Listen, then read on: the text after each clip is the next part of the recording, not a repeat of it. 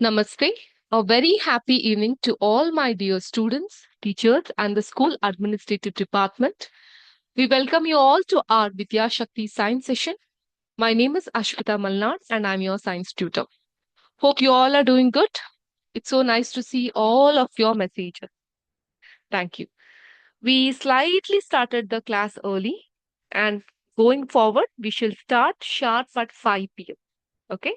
So I had informed you prior itself that please do join the class at the right time. Got it? So we being having other classes also, we try to join the class at the right time. So we also request the same kind of discipline from your end as well. Yes? Good. So those students who I see some students joining at 4:58, 4:59, we really appreciate your effort and commitment to the classes. And I request the same thing from the other students and the coordinators as well. Yes. As I had discussed earlier, the first 5 minutes of our session would go in discussion of the previous day's doubt. So in the previous class, when we had certain students who had posed some questions like, ma'am, if atom is so much indivisible, ಅದ್ ಕಣ್ಣಿಗೆ ಕಾಣಿಸ್ದೇ ಇದ್ದಾಗ scientist ಹೇಗ್ madam ಅದನ್ನ ಕಂಡು ಹಿಡಿದ್ರು ಅನ್ನೋ ಪ್ರಶ್ನೆನ ಕೇಳಿದ್ರು ಅಲ್ವಾ? ಹೌದು, ಆಟಮ್ಸ್ ನಮ್ ಕಣ್ಣಿಗೆ ಕಾಣಿಸೋದಿಲ್ಲ. ಆದ್ರೆ ಸೈಂಟಿಸ್ಟ್ ಕಣ್ಣಿಗೆ ಹೇಗ್ ಕಾಣಿಸ್ತು, ಇಂಥದ್ದೊಂದಿದೆ ಅಂತ ಅವ್ರು ಹೇಗೆ ಗುರ್ತು ಹಿಡಿದ್ರು? ವೆಲ್, ಸೊ ಈ ಪ್ರಶ್ನೆಗೆ ಉತ್ತರ ಏನಿರಬಹುದು? ಕೆಲವ್ರಿಗೆ ಹಾಸ್ಯಾಸ್ಪದ ಅಂತ ಅನ್ಸುತ್ತೆ, but I really appreciate the student who ever as this question. So ಈ ಆಟಮ್ಸ್ ಏನಿದೆಯಲ್ಲ ಅದನ್ನ ನಾವು ಕನ್ನಡದಲ್ಲಿ ಪರಮಾಣು ಅಂತ ಕರಿತೀವಿ. ಅಣುಗಳು ಅಂದ್ರೆ ಮಾಲಿಕ್ಯೂಲ್ಸ್ ಅಂತ ಅರ್ಥ. ಪರಮಾಣುಗಳು ಅಂದ್ರೆ ಮೈನ್ಯೂಟ್ ದ್ಯಾನ್ ದ ಮಾಲಿಕ್ಯೂಲ್ಸ್ ಅಂತ. Any substance you take this marker or duster or mouse here, ಎಲ್ಲಾ ಸಬ್ಸ್ಟೆನ್ಸ್ ಏನಿದೆ we call it as a element. ಈ ಎಲಿಮೆಂಟ್ ನ ಮ್ಯಾಟರ್ ಇಂದ ಮಾಡಿರ್ತೀವಿ. ಮ್ಯಾಟರ್ ಒಳಗಡೆ ಮಾಲಿಕ್ಯೂಲ್ಸ್ ಇರುತ್ತೆ, ಮಾಲಿಕ್ಯೂಲ್ಸ್ ಒಳಗಡೆ ಆಟಮ್ಸ್ ಇರುತ್ತೆ, ಆಟಮ್ಸ್ ಒಳಗಡೆ ನಮ್ಗೆ ಗೊತ್ತಾ ಇವತ್ತು ಕ್ಲಾಸ್ ನಲ್ಲಿ ನಾವು ಕಲ್ತಿದ್ವಿ ಪ್ರೋಟಾನ್ಸ್, ನ್ಯೂಟ್ರಾನ್ಸ್, ಎಲೆಕ್ಟ್ರಾನ್ಸ್, ಈ ಅಂಶಗಳೆಲ್ಲ ಇರುತ್ತೆ ಅಲ್ವಾ? ಬಟ್ ಈ ಆಟಮ್ಸ್ ನ ಹೇಗೆ ಡಿಸ್ಕವರ್ ಮಾಡಿದ್ರು? This atoms var discovered through combination of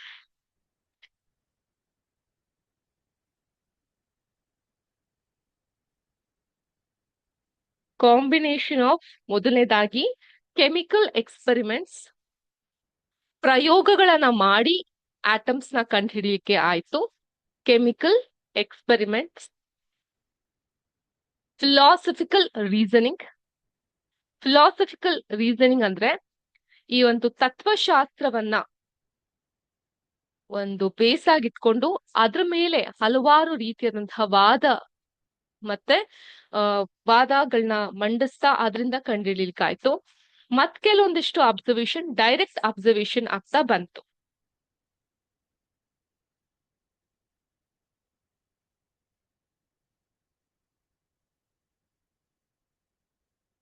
so ಇದ್ರ ಮೂಲಕ ಈ 3 ಕಾಂಬಿನೇಷನ್ ಮೂಲಕ ಆಟಮ್ ಅನ್ನೋದನ್ನ ಕಂಡುಹಿಡಿಲಿಕ್ಕೆ ಸಾಧ್ಯ ಆಯ್ತು. ಫಸ್ಟ್ ಆಟಮ್ ಬಗ್ಗೆ ಹೇಳಿದ್ ಬಂದು ಡೆಮೋಕ್ರಿಟಸ್ ಅನ್ನುವಂತಹ ವಿಜ್ಞಾನಿ.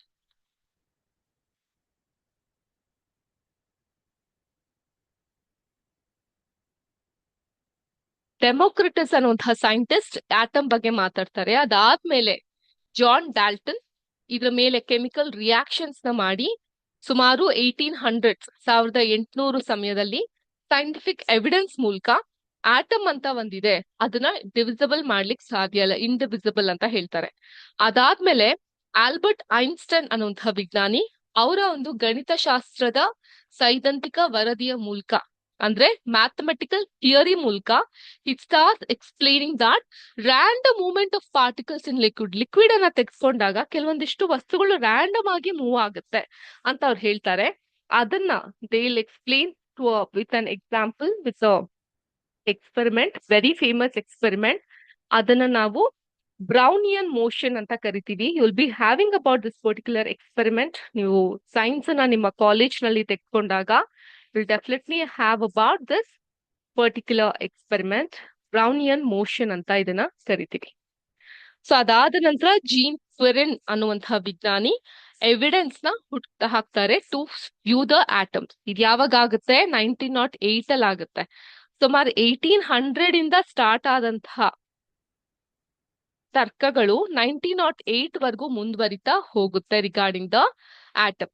ಅದರಲ್ಲೂ ಡಾಲ್ಟನ್ಸ್ ಆಟಮಿಕ್ ಥಿಯರಿ ಸಿಕ್ಕಾಪಟ್ಟೆ ಫೇಮಸ್ ಆಗುತ್ತೆ. The reason is that he says that these elements are made out of tiny indivisible unit. ಅದನ್ನ ಮತ್ತೆ ನಾವು ಮುರಿಲಿಕ್ಕೆ ಸಾಧ್ಯ ಇಲ್ಲ ಅಂತ ಅನ್ಬಿಟ್ಟು. And you also observe that elements react in small whole number ratio, and he explained the theory phenomenon. So ಆದ್ರಿಂದ atom existence ಅನ್ನೋದು ಈ ರೀತಿಯಾಗಿ ವಿಜ್ಞಾನಿಗಳು ಕಂಡುಹಿಡಿಲಿಕ್ಕೆ ಹೋದ್ರು. ಮ್ಯಾಮ್ ಆಟಮ್ ಅನ್ನೋದು ಕಾಣುತ್ತಾ ನಮ್ಗೆ? ಇಲ್ಲ. You cannot see atom with a traditional light ಅಥವಾ ಮೈಕ್ರೋಸ್ಕೋಪ್ ಅಲ್ಲೂ ನಮ್ಗೆ ಕಾಣ್ಲಿಕ್ಕೆ ಸಾಧ್ಯ ಇಲ್ಲ. ಯಾಕಂದ್ರೆ ಆಟಮ್ಸ್ ಬಂದು ಬಹಳ ಚಿಕ್ಕದು. They are very small. ಯಾಕಂದ್ರೆ ಆ ವೇವ್ ಲೆಂತ್, ಲೈಟಿನ ವೇವ್ ಲೆಂತ್ ಏನಿದೆಯಲ್ಲ ಅದಕ್ಕಿಂತ ಚಿಕ್ಕದು. ಸೊ ಹಾಗಾಗಿ ಕಾಣಿಸ್ಲಿಕ್ಕೆ ಸಾಧ್ಯ ಇಲ್ಲ.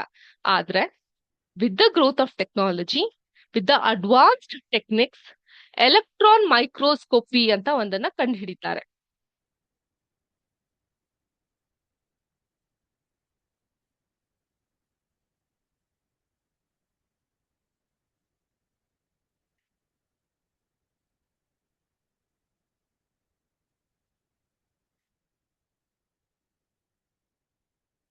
ಎಲೆಕ್ಟ್ರಾನ್ ಮೈಕ್ರೋಸ್ಕೋಪ್ ಅಂತ ಕಂಡಿರ್ತಾರೆ. ಅದ್ರ ಮೂಲಕ ಆಟಮ್ಸ್ ನ ಒಂದಿಷ್ಟು ಪಾಯಿಂಟ್ ಆಫ್ ಲೈಟ್ ನಾವು ನೋಡ್ಲಿಕ್ಕೆ ಸಾಧ್ಯವಾಗುತ್ತೆ. ಸೊ ಈ ಪರ್ಟಿಕ್ಯುಲರ್ ಆಗಿರುವಂತಹ ಟೆಕ್ನಾಲಜಿನ ಸ್ಟೆಮ್ ಅಂತ ಕರೀತಾರೆ.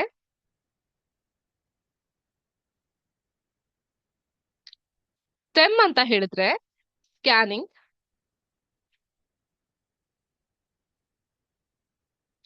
Transmission,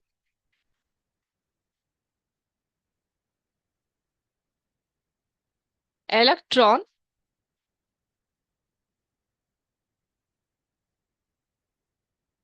microscope.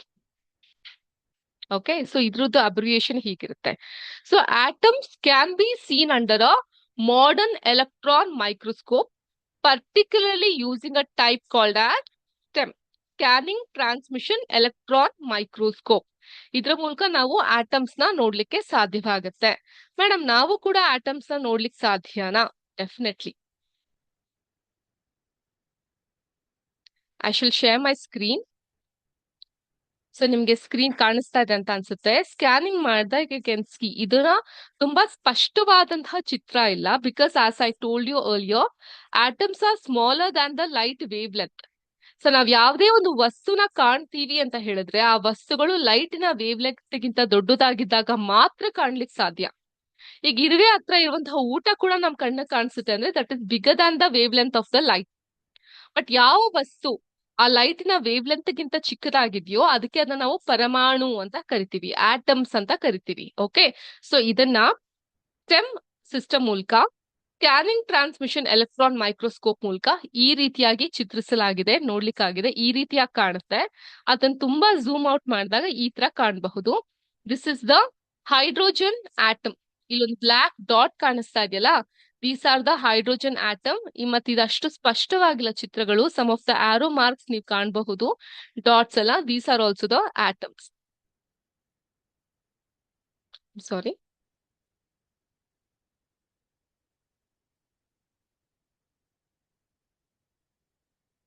Please have a look at this picture.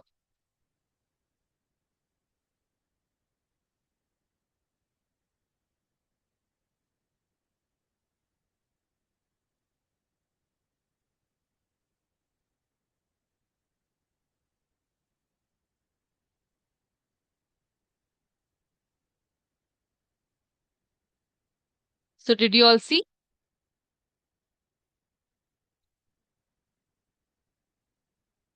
And we got another question, ma'am, whether protons and neutrons are they smaller than atoms? Yes, they are. They are smaller than atoms, but they can no longer be said to be representative of a particular element. ಯಾಕಂದ್ರೆ atom is only the smallest particle. ಅದ್ರ ಒಳಗೆ ಇರುವಂತಹದ್ದು. Clear? Did you all see? Did you find it informative? Yes. Don't worry, this is not there in your syllabus. As an extra piece of knowledge, we try to share with these kind of images with you and knowledge with you. So another student had asked me, ma'am, what do you mean by anode and cathode? So anode ಮತ್ತೆ cathode ಅಂತ ಹೇಳಿದ್ರೆ ಏನು madam ಅಂತ ಕೇಳಿದ್ರು. So ಏನಿರಬಹುದು anode and cathode ಅಂತ ಹೇಳಿದ್ರೆ? Time and again have told. ತುಂಬಾ ಸಿಂಪಲ್ ಆಗಿ ಹೇಳೋದಾದ್ರೆ ಎಲೆಕ್ಟ್ರಾಡ್ ಏನಿರುತ್ತೆ, ಓಕೆ, ಆ ಎಲೆಕ್ಟ್ರಾಡ್ ಅಲ್ಲಿ it's a conductor that helps in establishing electronic contact. So ಈ ತರ ಇರ್ಬೇಕಾದ್ರೆ ಈ ಎಲೆಕ್ಟ್ರಾಡ್ಸ್ ಅಲ್ಲಿ ಎರಡು ಭಾಗಗಳಿರುತ್ತೆ, 2 ಪಾಯಿಂಟ್ಸ್ ಇರುತ್ತೆ, ಕ್ಯಾಥೋಡ್ ಅಂಡ್ ಅನೋಡ್ ಅಂತ. ಕ್ಯಾಥೋಡ್ ಅಂದ್ರೆ it is set to be electrode where reduction occurs, loss of electrons happen. Anode ಅಂದ್ರೆ ಆಕ್ಸಿಡೇಷನ್ ರಿಯಾಕ್ಷನ್ ಅಕ್ಕರ್ಸ್. ಓಕೆ, ನಿಮ್ಗೆ ಡೆಫಿನಿಷನ್ ಅಲ್ಲಿ ಬೇಕು ಅಂದ್ರೆ cathode is set to be the electrode where reduction occurs. Anode is the point where on oxidation reaction occurs. So they both are defined by the flow of current.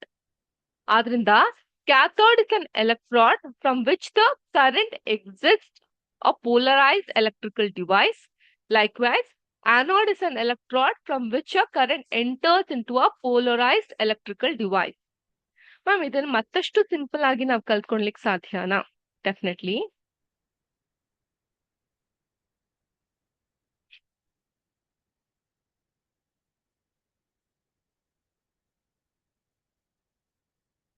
Why, ma'am, sound is not clear? The sound is clear from my end, children, from our end. Please do check with your technical team.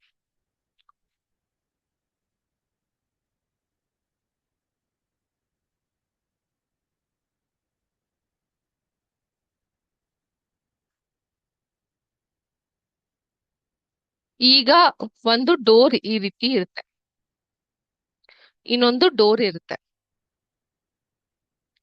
ಒಂದ್ ಕಡೆ enter ಅಂತ ಬರ್ದಿರ್ತೀರ, ಇನ್ನೊಂದ್ ಕಡೆ exit ಅಂತ ಇರುತ್ತೆ. Enter ಅಂದ್ರೆ ಒಳಗ್ ಬರಬಹುದು, ಎಕ್ಸಿಟ್ ಅಂದ್ರೆ ಹೊರ ಹೋಗ್ಬಹುದು ಅನ್ನೋಂಥ ಅರ್ಥ ಅಲ್ವಾ?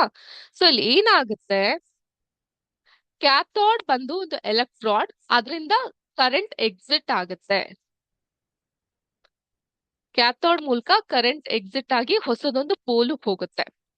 ಆನೋಡ್ ಮೂಲಕ ಕರೆಂಟ್ ಎಂಟರ್ ಆಗ್ಬಿಟ್ಟು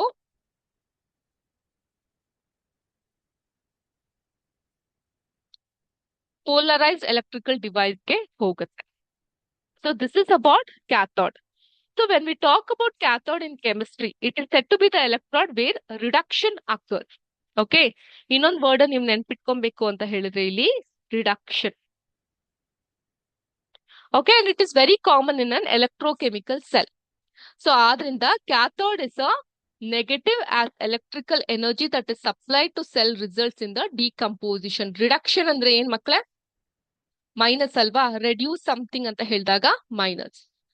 ಸೊ ಆದ್ರಿಂದ cathode is minus, negative.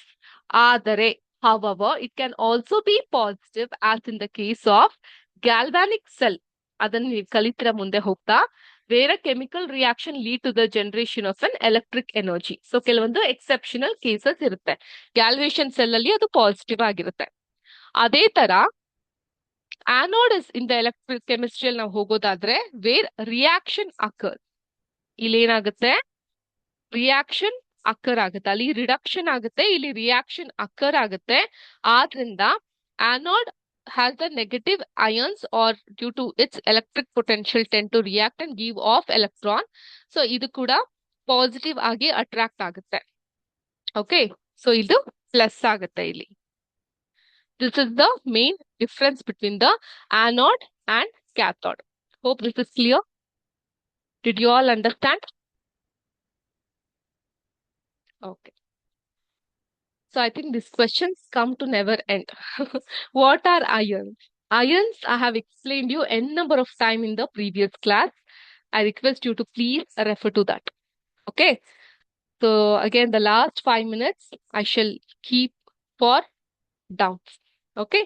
Now that we shall concentrate on the class, and before me going towards the class, so ಎಷ್ಟೋ ಜನರಿಗೆ ಒಂದು ಅಂಜಿಕೆ ಇರುತ್ತೆ, ನಾನ್ ಕ್ವೆಶ್ಚನ್ ಕೇಳ್ಬಿಟ್ರೆ ಏನ್ ಅನ್ಕೊಂಡ್ಬಿಡ್ತಾರೋ. ಇವಾಗ ಬಿಡಿ, ಚಾಟ್ ಬಾಕ್ಸ್ ಅಲ್ಲಿ ನಿಮ್ಮ ಮುಖ ಕಾಣಿಸೋದಿಲ್ಲ. ಸೊ ನೀವ್ ಆರಾಮಾಗಿ ಪ್ರಶ್ನೆಗಳನ್ನ ಕೇಳಬಹುದು. ಸೊ ನೀವ್ ಯಾರು ಕೇಳ್ತಾ ಇದ್ದಾರೆ ಅನ್ನೋದು ಕೂಡ ಗೊತ್ತಾಗೋದಿಲ್ಲ. ಸೊ ಅದಕ್ಕೋಸ್ಕರ ಕೇಳಬಹುದು. But what happens is that majority of ಪೀಪಲ್ಗೆ ಕ್ಲಾಸ್ ಅಲ್ಲಿ ಇದ್ದಾಗ ಟೀಚರ್ಸ್ ಹತ್ರ ಕ್ವೆಶನ್ಸ್ ಕೇಳಕ್ಕೆ ಭಯ ಇರುತ್ತೆ, ಹಿಂಜರಿಕೆ ಇರುತ್ತೆ. ಎಲ್ಲಿ ಯಾರಾದ್ರೂ ನಮ್ಮನ್ನ ನೋಡಿ ನಗಾಡ್ಬಿಡ್ತಾರೋ, ಗೇಲಿ ಮಾಡ್ಬಿಡ್ತಾರೋ ಅಂತ. This reminds me of my childhood. When I was a kid of grade 6 or 7, I don't remember. So ಆ ಸಮಯದಲ್ಲಿ we had this geography class about India, Indian structure, geographical structure of India, ಅದ್ರ ಬಗ್ಗೆ ಎಲ್ಲ ಇತ್ತು. I had a doubt, who created the border of India? India ಗೊತ್ತಲ್ಲ ನಿಮ್ಗೆ, India map ಹೇಗ್ ಕಾಣುತ್ತೆ ಅಂತ. ಸೊ ಗೊತ್ತಿದೆಯಲ್ಲ ಇಂಡಿಯಾ ಮ್ಯಾಪ್ ಹೇಗಿದೆ ಅಂತ? ಗೊತ್ತಿದೆಯಾ ಇಲ್ವಾ? ಮಾಡ್ಲಿಕ್ಕೂ ಬರುತ್ತಲ್ಲ ಇಂಡಿಯಾ ಮ್ಯಾಪ್ ನ. Okay, from science let us ನಾವು switch to geography for a moment. So ಏನಾಗ್ತಿತ್ತು ಅಂತ ಹೇಳಿದ್ರೆ, ಇಂಡಿಯಾ ಮ್ಯಾಪ್ ಹೇಗಿದೆಯಲ್ಲ, ಹೂ ಕ್ರಿಯೇಟೆಡ್ ದಿಸ್ ಮ್ಯಾಪ್? ಇದೇ ತರ ಡಿಸೈನ್ ಹಿಂಗ್ ಬರ್ಬೇಕು, ಇಲ್ಲಿ ಈ ರೀತಿ ಕಟ್ಟಿರ್ಬೇಕು, ಮೇಲ್ ಹೋಗ್ಬೇಕು, ಕೆಳಗ್ ಬರ್ಬೇಕು, ಈ ರೀತಿ ಯಾರು ಡಿಸೈನ್ ಮಾಡಿದ್ರು ಅನ್ನೋಂಥ ಡೌಟ್ ನನ್ಗೆ ಇತ್ತು. And I literally asked the teacher who created this Indian map, and all my classmates, peer members started laughing at me. I felt very embarrassed. Oh my God, ಎಲ್ಲಾರ್ಗೂ ಗೊತ್ತಿರೋದು ನನಗ್ ಗೊತ್ತಿಲ್ಲ, ನಾನು ತುಂಬಾ ಡನ್ಸ್ ಇದೀನೇನೋ ಅನ್ನೋಂಥ ಡೌಟ್ ಸ್ಟಾರ್ಟ್ ಆಯ್ತು. ಇಫ್ ಮೈ ಟೀಚರ್ ಅವರು ಕೂಡ ನನ್ನ ನೋಡಿ ನಕ್ಬಿಟ್ಟಿದ್ರೆ ಪ್ರಾಬಬ್ಲಿ ನನ್ನ ಕಾನ್ಫಿಡೆನ್ಸ್ ಸಂಪೂರ್ಣವಾಗಿ ಹೋಗ್ಬಿಡ್ತಾ ಇತ್ತು, ಅಂಡ್ ಇನ್ ಮುಂದೆ ಜೀವನದಲ್ಲಿ ಯಾವತ್ತೂ ಪ್ರಶ್ನೆನೇ ಕೇಳ್ತಾ ಇರ್ಲಿಲ್ವೇನೋ. But very fortunately had a very good social teacher who mocked the other students who laughed and appreciated me for asking the question. And she told that the Indian ಅದ್ರ ಬಗ್ಗೆ ಆ ಪ್ರಶ್ನೆಗೆ ಉತ್ತರವನ್ನ ಅವ್ರು ನನ್ಗೆ ಕೊಡ್ತಾ ಹೋಗ್ತಾರೆ. And she also tell it is very important to ask the question ಅಂತ. And by chance, do you know who created this Indian map? We call that person as father of Indian geography ಅಂತ. ಯಾರಿಗಾದ್ರೂ ಗೊತ್ತಿದ್ಯಾ? If you know, you can put his name in the chat box.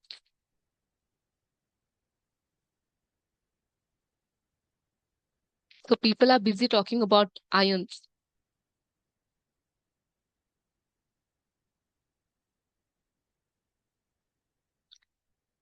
Chaldiganahalli School, kindly wait. We'll answer your question. Okay. Yeah, you know who created this Indian map?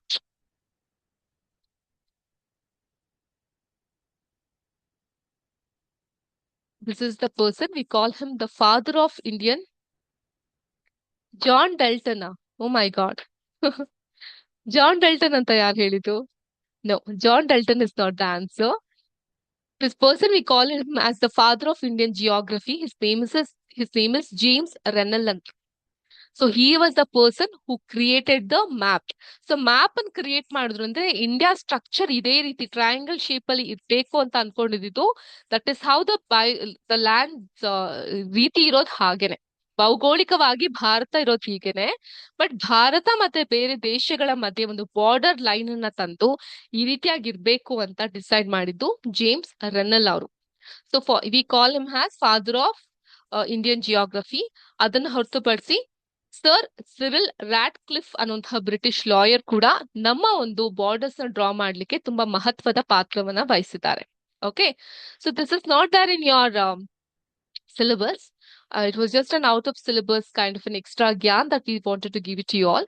So why I just shown this image is that in general also, don't ever be hesitant in asking question.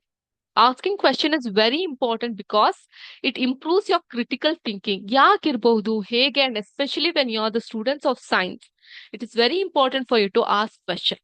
And it also strengthens the learning process and promotes the curiosity. ಆದ್ರಿಂದ do ask question, but be mindful in asking question also. Question ಕೇಳಬೇಕಲ್ಲ ಅಂತ question ಕೇಳಬಾರ್ದು. Genuine ಆಗಿ ನಿಮ್ಗೆ ಏನಾದ್ರು doubts ಗಳಿದ್ರೆ, ನೀವು analyse ಮಾಡ್ಬೇಕು ಅನ್ನಂಗಿದ್ರೆ, ಕಲಿಬೇಕನ್ನೋ ಆಸಕ್ತಿ ಇದ್ರೆ ಕೇಳಿ. ಸೊ ಅದನ್ನ ಬಿಟ್ಟು ಕೇಳಿದ ಪ್ರಶ್ನೆನೆ ಪದೇ ಪದೇ ಕೇಳುವಂತಹದ್ದು, ಸುಮ್ನೆ ಟೈಮ್ ಪಾಸ್ಗೆ ಟೈಮ್ ನ ಕಿಲ್ ಮಾಡೋಣ ಕಾರಣಕ್ಕೆ ಕೇಳೋದು, that is wrong. As I told, it is going to kill not your time, also the time of the people who want to learn very fervently. ಅರ್ಥ ಆಯ್ತಾ? ಸಿನ್ಸಿಯರ್ ಆಗಿ ಕಲಿಯುವಂತಹ ಮಕ್ಕಳು ಸಮಯನೂ ಹಾಳು ಮಾಡ್ದಂಗ ಆಗುತ್ತೆ. Ma'am, once again repeat his name. Whose name? Okay, the father of Indian geography. The name of father of Indian geography is James Rennell. I'll write it over here.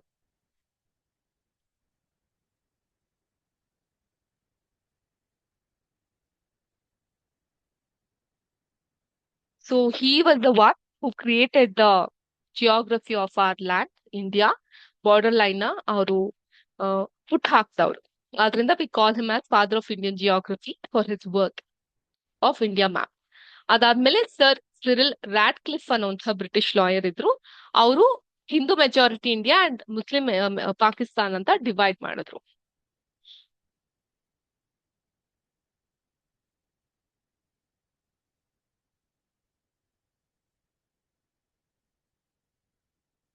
ಇವ್ರಿಬ್ರು ಹೆಂಗೆ ma'am structure of the atom ಒಳಗಡೆ ಬರ್ತಾರೆ ಅಂತ ಹೇಳಿದ್ರೆ, ನಿಮ್ಗೆ importance of asking the question ಅಂತ ಹೇಳಕ್ ಕೊಟ್ಟಲ್ಲ. So ಆದ್ರಿಂದ we we try to intend this particular part which is interesting to you ಅಂತ. Okay, so you learnt about James Renell and Sir Cyril Radcliffe ಬಗ್ಗೆ and atoms ಹೇಗೆ ಹುಟ್ಟು ಹಾಕಿದ್ರು, what were the experiment and electron microscope ಬಗ್ಗೆ ಸಹ ಕಲ್ತ್ರಿ. Ma'am, how do electron microscope look like? Definitely, I'll note down your question.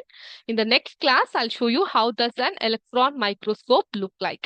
Okay, now we shall get back to our chapter. In the last class, we were discussed on Thomson's model of an atom, the canal race ಯಾವ ರೀತಿ ಹೋಯ್ತು ಅಂತ. ಇವತ್ತು let us learn about Rutherford's model of an atom.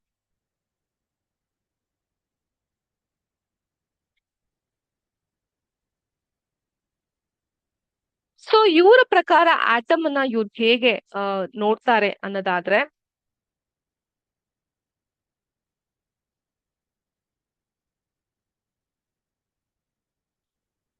So ಇದನ್ನ ಈ ಒಂದು experiment ಮಾಡ್ಲಿಕ್ಕೆ we require golden folio. So ಈ ಗೋಲ್ಡನ್ ಫೋಲಿಯೋ ಬಂದ್ಬಿಟ್ಟು ಮುಂಚೆ ಎಲ್ಲ ಈ ಡೈರಿ ಮಿಲ್ಕ್ ಚಾಕ್ಲೇಟ್ ಅಲ್ಲಿ ಸಿಗೋದು ನಮ್ ಕಾಲದಲ್ಲಿ. ನಿಮ್ ಕಾಲದಲ್ಲಿ ಸಿಕ್ತಿಲ್ಲೋ ಗೊತ್ತಿಲ್ಲ. Now that they don't have that wrap at all. So ಆತರ ಒಂದು ತಿನ್ ಆಗಿರುವಂತಹ ಗೋಲ್ಡನ್ ಫೋಲಿಯೋ, ಗೋಲ್ಡ್ ಫೋಲಿಯೋ ಅಲ್ಲಿ ಈ ಪರ್ಟಿಕ್ಯುಲರ್ ಎಕ್ಸ್ಪೆರಿಮೆಂಟ್ ನ ಮಾಡ್ತಾರೆ. ಈ ರೀತಿ ಆಗಿರುತ್ತೆ gold folio. Beam of alpha particles ಇರುತ್ತೆ. ಸೊ ನಾವ್ the question, ma'am, what is alpha particle? Alpha particles ಅಂದ್ರೆ ಏನು? ಆಲ್ಫಾ ಪಾರ್ಟಿಕಲ್ಸ್ ಅಂತ ಹೇಳಿದ್ರೆ it's a composite particles consisting of 2 protons and 2 neutrons tightly bound together. So ಯಾವ್ದ್ರಲ್ಲಿ 2 proton plus 2 neutron ಇರುತ್ತೋ ಅಂತ particles ನ ನಾವ್ ಏನಂತ ಕರಿತೀವಿ? ಆಲ್ಫಾ ಪಾರ್ಟಿಕಲ್ಸ್ ಅಂತ ಕರಿತೀವಿ. ಓಕೆ ಮ್ಯಾಮ್, ಗೋಲ್ಡ್ ಫೋಲಿಯೋ ಅಂತ ಹೇಳಿದ್ರೆ ಏನು? ಗೋಲ್ಡ್ ಫಾಯಿಲ್ ಅಂತ ಹೇಳಿದ್ರೆ it is an sheet that is very much malleable. ಅದನ್ನ ಬೆಂಡ್ ಮಾಡಬಹುದು, ನೀವು ಅದನ್ನ ಕ್ರಶ್ ಮಾಡಬಹುದು. ಅಂತಹ ಶೀಟ್ ನ ನಾವು ಗೋಲ್ಡ್ ಫಾಯಿಲ್ ಅಂತ ಕರಿತೀವಿ. Okay, so it has to be beaten very thin sheet. ಅಂದ್ರೆ ಒಂದು 0.12 ಅಷ್ಟು ಅದು ಮೈಕ್ರೋನ್ಸ್ ನ ಹೊಂದಿರುತ್ತೆ. ಅಷ್ಟು ಚಿಕ್ಕದಾದಂತಹ ಶೀಟ್. ಇದನ್ನ ವೈಜ್ಞಾನಿಕ ಪ್ರಯೋಗಾಲಯಗಳಲ್ಲಿ ಬಳಸ್ತಾರೆ because it is highly malleable, allowing it to mate into an extremely thin sheet. Only a few 100 atoms ಸಿಕ್ಕಿರುತ್ತೆ ಅಷ್ಟೇ. ಅಂತಹ ಶೀಟ್ ಅನ್ನ ನಾವು ಗೋಲ್ಡ್ ಫಾಯಿಲ್ ಅಂತ ಕರಿತೀವಿ. Okay, very good. ನಾವು ಇಲ್ಲಿ ಏನ್ ಮಾಡ್ತಾರೆ ಅಂತ ಹೇಳಿದ್ರೆ, ಈ ಗೋಲ್ಡ್ ಫಾಯಿಲ್ ಏನ್ ಕಾಣಿಸ್ತಾ ಇದೆ ನಿಮ್ಗೆ, ಅದ್ರಲ್ಲಿ ಅವರು ಒಂದು ಎಕ್ಸ್ಪೆರಿಮೆಂಟ್ ನ ಮಾಡಿ ನೋಡ್ತಾರೆ. ಸೊ ಏನಾಗುತ್ತೆ, most of the alpha particles passes straight. ನೀವು ನೋಡಬಹುದು ಇಲ್ಲಿ ಲೈನ್ಸ್ ಪ್ಲಸ್ ಅಂಡ್ ಮೈನಸ್ ಅಂದ್ರೆ ಇಲ್ಲಿ ಪ್ರೋಟಾನ್ಸ್ ಅಂಡ್ ನ್ಯೂಟ್ರಾನ್ಸ್ ಅಂತ. ಆಲ್ಫಾ ಪಾರ್ಟಿಕಲ್ಸ್ ಎಲ್ಲ ಸ್ಟ್ರೈಟ್ ಆಗಿ ಹೋಗುತ್ತೆ, ಕೆಲವೊಂದು ಮಾತ್ರ ಡೊಂಕ್ ಆಗಿದೆ. ಮ್ಯಾಮ್, ಎಲ್ಲಾನು ಸ್ಟ್ರೈಟ್ ಲೈನ್ ಅಲ್ಲಿ ಇಲ್ಲ ಅಂತ ನೀವು ಕೇಳಬಹುದು. ಸೊ ಸ್ಮಾಲ್ ಡಿಫ್ಲೆಕ್ಷನ್ ಇರುತ್ತೆ, ಕೆಲವೊಂದು ಲಾರ್ಜ್ ಡಿಫ್ಲೆಕ್ಷನ್ ಇರುತ್ತೆ. ಡಿಫ್ಲೆಕ್ಷನ್ ಅಂತ ಹೇಳಿದ್ರೆ ಡಿಸ್ಟ್ರಾಕ್ಷನ್ ಅಂತ ಇರುತ್ತೆ, ಕೆಲವೊಂದು ಟರ್ನ್ ಬ್ಯಾಕ್ ಆಗಿರುತ್ತೆ. ಸೊ ಈ ರೀತಿಯಾಗಿ ಇರುತ್ತೆ ಎಕ್ಸ್ಪೆರಿಮೆಂಟ್.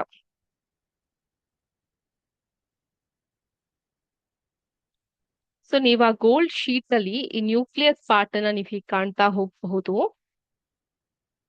ಸೊ ಕೆಲವೆಲ್ಲ ಸ್ಟ್ರೈಟ್ ಲೈನ್ ಅಲ್ಲಿ ಹೋದ್ರೆ ಕೆಲವಲ್ಲಿ ಸ್ಮಾಲ್ ಡಿಫ್ಲೆಕ್ಷನ್ ಇರುತ್ತೆ, ಕೆಲವೊಂದ್ರಲ್ಲಿ ತುಂಬಾ ದೊಡ್ಡದಾದಂತಹ ಡಿಫ್ಲೆಕ್ಷನ್ ಇರುತ್ತೆ, ಕೆಲವೊಂದಂತೂ ಸಂಪೂರ್ಣವಾಗಿ ಬ್ಯಾಕ್ ಟರ್ನ್ ಆಗ್ಬಿಟ್ಟಿರುತ್ತೆ. ಈ ರೀತಿ ವ್ಯತ್ಯಾಸಗಳು ಈ ಪರ್ಟಿಕ್ಯುಲರ್ ಎಕ್ಸ್ಪೆರಿಮೆಂಟ್ ಇಂದ ಕಾಣ್ಲಿಕ್ಕೆ ಸಿಗುತ್ತೆ. ಯಾಕೆ ಇದು ಈ ರೀತಿ ಆಯ್ತು ಅಂತ ಹೇಳಿದ್ರೆ, ರುದರ್ಫೋರ್ಡ್ ಎಕ್ಸ್ಪೆರಿಮೆಂಟ್ ಅಲ್ಲಿ a beam of positively charged alpha particles was shot at a thin gold foil. ಈ ರೀತಿಯಾಗಿ ತುಂಬಾ ತೆಳ್ಳಗಿರುವಂತಹ ಗೋಲ್ಡ್ ಫಾಯಿಲ್ ಮೇಲೆ ಈ ಒಂದು ಎಕ್ಸ್ಪೆರಿಮೆಂಟ್ ನ ಮಾಡ್ಲಿಕ್ಕಾಗತ್ತೆ. Most alpha particles pass straight through but a few were reflected at large angle. ಇಲ್ಲಿ ನೋಡಬಹುದು ಎಷ್ಟೊಂದು ಪಾರ್ಟಿಕಲ್ಸ್ ಸ್ಟ್ರೈಟ್ ಆಗಿ ಹೋಗ್ತಾ ಇದೆ. ಬಟ್ ಕೆಲವೊಂದ್ರಲ್ಲಿ ಡಿಫ್ಲೆಕ್ಷನ್, ಕೆಲವೊಂದ್ರಲ್ಲಿ ತುಂಬಾ ಚಿಕ್ಕದಾಗಿರುತ್ತೆ, ಕೆಲವೊಂದ್ರಲ್ಲಿ ತುಂಬಾ ದೊಡ್ಡದಾದಂತಹ ಡಿಫ್ಲೆಕ್ಷನ್ ನ ಕಾಣ್ತಾ ಹೋಗಬಹುದು.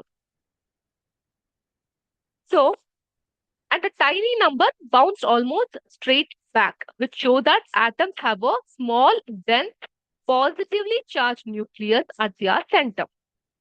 So this experiment and its result was that Ernest Rutherford fired a beam of alpha particles, which are like helium nuclei, so they are positively charged, at a very thin sheet of gold foil. ಅದರಿಂದ ಏನ್ ಗೊತ್ತಾಯ್ತು, based on the current model of the atom, scientist expected the alpha particles to pass straight through with only slight deflection. ಈ ರೀತಿ full ಎಲ್ಲ straight ಆಗಿ ಹೋಗುತ್ತೆ ಅಂತ ಅವರು ಅನ್ಕೊಂಡಿದ್ರು. ಆದ್ರೆ ಏನಾಯ್ತು, most particles went straight through. The vast majority of the alpha particles pass right through the foil without changing the direction. ಆದ್ರೆ ಕೆಲವೊಂದು ಮಾತ್ರ ಡಿಫ್ಲೆಕ್ಷನ್ ಇತ್ತು. ಕೆಲವೊಂದು alpha particles were deflected at small angles, a few were deflected at large angles. A very small number of particles were deflected by large angles and some even bounced straight back. So ನಿಮ್ಗೆ ಅರ್ಥ ಆಗ್ತಾ ಇದೆಯಲ್ಲ, ನೀವು ಈ image ಅಲ್ಲಿ ಏನನ್ನ ನೋಡಿದೀರಾ ಅದನ್ನ ನಾನು ನೋಟ್ಸ್ ಮೂಲಕ ಪಾಯಿಂಟ್ ಮೂಲಕ ಎಕ್ಸ್ಪ್ಲೇನ್ ಮಾಡಿದ್ದೀನಿ. ಬಟ್ ಎಲ್ಲಾ ಪಾಯಿಂಟ್ಸ್ ನ ಮ್ಯಾಮ್ ನಾವು ನೋಟ್ ಡೌನ್ ಮಾಡ್ಕೊಬೇಕಾ? ಅವಶ್ಯಕತೆ ಇಲ್ಲ. ಬಟ್ ಇಲ್ಲಿಗೆ ಈ ಸಸ್ಪೆನ್ಸ್ ನಾನು ಸ್ಟಾಪ್ ಮಾಡ್ತೀನಿ, ಅಂದ್ರೆ ಕಾದಿರಿಸ್ತೀನಿ ಮುಂದಿನ ಕ್ಲಾಸ್ ವರ್ಗು. ಏನ್ ಅರ್ಥ ಮಾಡ್ಕೊಂಡ್ರಿ, ಈ ಗೋಲ್ಡ್ ಫಾಯಿಲ್ ಎಕ್ಸ್ಪೆರಿಮೆಂಟ್ ಅಲ್ಲಿ ಎಲ್ಲಾ ಆಲ್ಫಾ ರೇಸ್ ನ ಏನ್ ಹಾಕ್ದಾಗ ಎಲ್ಲಾನು ಸ್ಟ್ರೈಟ್ ಆಗಿತ್ತು. ಆದ್ರೆ ಕೆಲವೊಂದ್ರಲ್ಲಿ ಮಾತ್ರ ಸ್ಮಾಲ್ ಡಿಫ್ಲೆಕ್ಷನ್, ಲಾರ್ಜ್ ಡಿಫ್ಲೆಕ್ಷನ್, ಮತ್ತೆ ಕೆಲವೊಂದಂತೂ ಸಂಪೂರ್ಣವಾಗಿ ಟರ್ನ್ ಬ್ಯಾಕ್ ಆಯ್ತು. ಯಾಕೆ ಈ ಡಿಫ್ಲೆಕ್ಷನ್ ಆಯ್ತು? ಎಲ್ಲಾ ಸ್ಟ್ರೈಟ್ ಆಗಿದ್ದಾಗ ಕೆಲವೊಂದನ್ ಮಾತ್ರ ಯಾಕೆ ಲೆಫ್ಟ್ ಅಂಡ್ ರೈಟ್ ರೀತಿಯಲ್ಲಿ ಮೂವ್ಮೆಂಟ್ ಆಯ್ತು? ಅದ್ರ ಬಗ್ಗೆ ನಾವು ನೆಕ್ಸ್ಟ್ ಕ್ಲಾಸ್ ನಲ್ಲಿ ತಿಳ್ಕೊಳ್ಳೋಣ. ಈ ಪರ್ಟಿಕ್ಯುಲರ್ ಎಕ್ಸ್ಪೆರಿಮೆಂಟ್ ಕೂಡ ಸಕ್ಸಸ್ಫುಲ್ ಆಯ್ತಾ ಇಲ್ವಾ ಅನ್ನೋದು ಕೂಡ ನೆಕ್ಸ್ಟ್ ಕ್ಲಾಸ್ ಅಲ್ಲಿ ತಿಳ್ಕೊಳ್ಳೋಣ. ನಾವ್ I give you minute time. ನಿಮ್ಗೆ ಈ ಒಂದು ಪಾಠದಲ್ಲಿ, ಇವತ್ ಮಾಡಿದಂತಹ ಪಾಠದಲ್ಲಿ ಏನಾದ್ರೂ ಸಂಶಯಗಳಿದ್ರೆ you can put your questions in the chat box which shall be answered in the next class as I did for today.